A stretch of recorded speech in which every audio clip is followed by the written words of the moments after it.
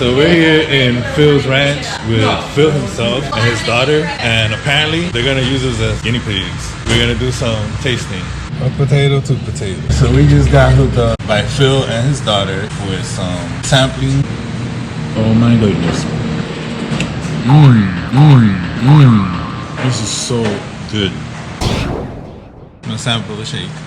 This is strawberry. So natural. I love mango, so let's check this out. Oh hell yeah.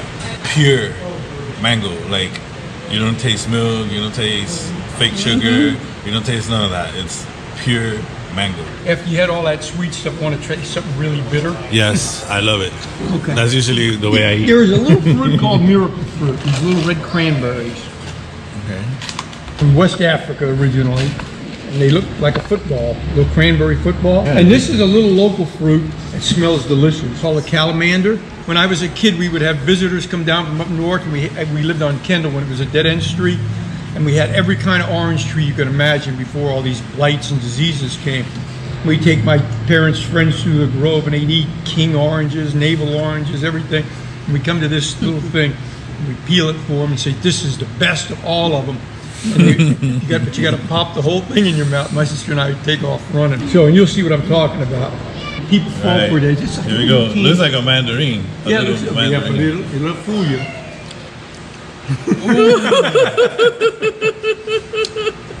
I like it though. It's like a Sour Patch. I'm going to give you one of these. These are frozen now. They only last 2 or 3 days in the refrigerator, but in the freezer they'll last for a couple months. So you're going to take that and put it on your tongue and just roll it around on your tongue. It'll melt. Now, in the 50s, they tried to get this registered as a sugar substitute, and sugar companies fought them, so they never were able to go through with it. But what it does is it masks your bitter taste buds. It'll cover them over. Anything will taste sweet. So you ever drink Cuban coffee? Sugar, sugar, sugar. I have a lady has 2 of these trees. She goes into La Carreta. They bring her coffee without sugar because she goes every day. She pops one of these pills, or not pills, these little fruits. Little footballs. And then she'll drink her Cuban coffee and it's sweet. So once you're done with that, you can just throw that seed on there when you're done. Make sure you get all the meat off. The longer it takes, work it all off with your teeth and tongue. Now, this is still the same fruit. That's why I gave you the piece at the beginning, so you don't think I'm fooling with you.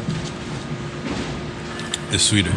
Another neat thing about this fruit, they took it down to Fairchild Gardens. They had a couple of plants growing there, and a guy had cancer with a metallic taste, and he used that fruit, and it worked on him, did away with metallic taste. Wow. So they took it down to Mount Sinai Hospital with 40 cancer patients, and about 70 to 75% of them, it took away the metallic taste. So they were able to regain their appetite, not get malnutrition and everything. Awesome. We have some cancer patients that will come in and get them from time to time. Now, the man that is growing these just came out in pill form. They just came out in the pill form, and they're starting to sell them at the pharmacies, and you don't have to refrigerate. Right. My daughter has a friend that's on chemo up in Orlando. I had to send her fruit. Well, once they're in the freezer, you can't do it unless you send them frozen. So I had to go buy fresh ones and send them to her. She got them like the next day, and then they were able to put them in the freezer. Those are our strawberries there. Those are real? Yeah. If we have time, I'll take you back there. I'm going to go to the right of the 7 years ago, my competitor says, hey man, you're killing me. I want to rent your place. My son's moving to town. And I said, okay. So he pays me every month to be out of the tropical fish business. So I was 65 then, and I said, you know what, I got to find something else to do. So I opened this up 6 years ago. And I'm 72 now, and I've been self-employed my whole life. Outside of 4 years, I taught at high school at Christopher Columbus High School in Miami. Nice. But I've been self-employed ever since. These are Longan trees, which is like a lychee, but the brown skin color one. It's in the Mamosiu family. In August, there'll be fruit on this. I have some lychee trees back there. I have some mango trees back there. Love lychee. And I'm going to tell you a lot of different things. That old tree that looks like it's dying there, that's a mulberry tree.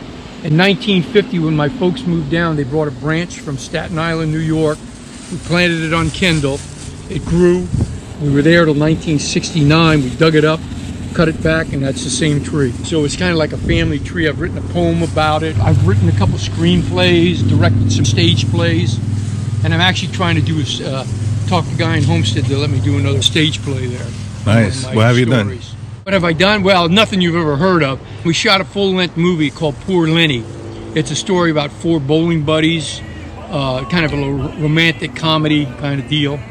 I did another one called Feeding Frenzy, which is about a crazy fish farmer who supposedly lives in his trailer. His wife is leaving him, and he has ponds over here. We have ponds, and we filmed this thing. It was hilarious. But you got to realize, I am not educated in any of this stuff.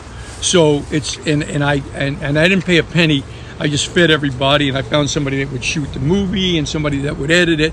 It's really not professionally done. Right. Yeah. But the story's there. It's great. And you're able to follow the story, and I'm interested in selling the story, not movie. I have fish ponds in the ground here, 100-foot ponds in the ground. That Wow. I'm trying to find somebody that wants to go in business and maybe grow freshwater lobster from Australia. And then I can cook them and sell them in the building as a farm meal.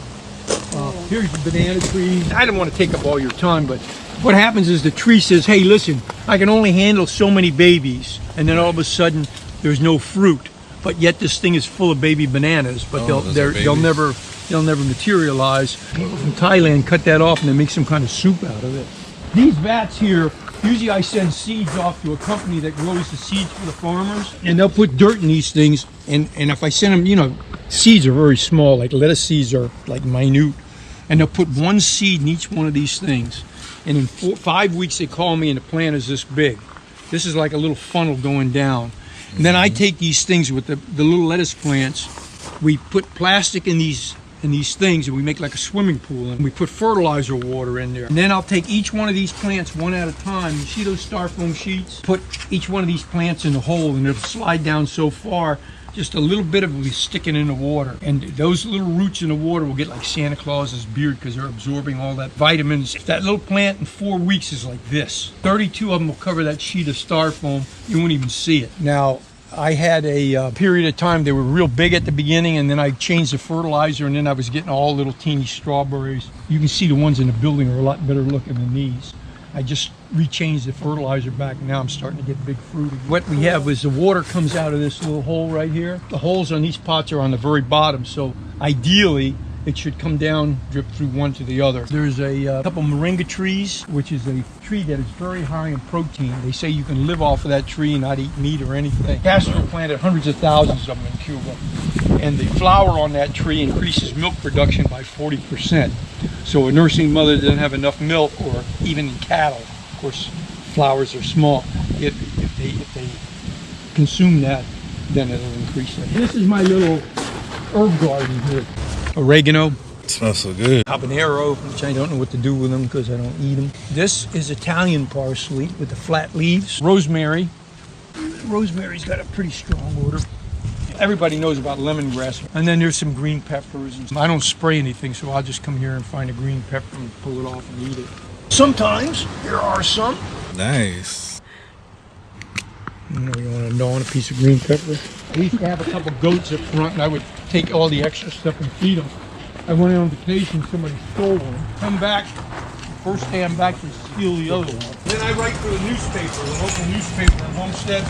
I've been doing it for almost 2 years, and I've had, February 10th will be my 2nd anniversary when I finish.